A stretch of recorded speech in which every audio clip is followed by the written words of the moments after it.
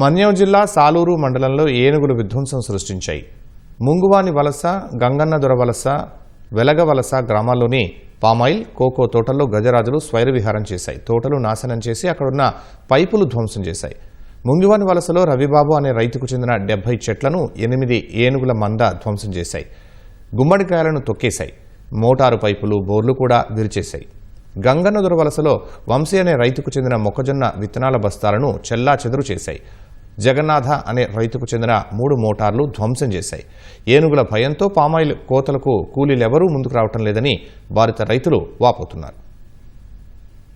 ఏనుగుల గుంపు వచ్చి అరటి తోటని, ఇలాగ షెడ్లో ఉన్న మొక్కజొన్నని ఇవన్నీ నాశనం చేసినాయి.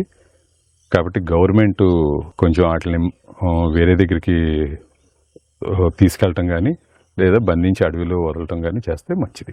మాది దాదాపు 8 ఎకరాలు ఒక్క తోట జామ ఉందండి.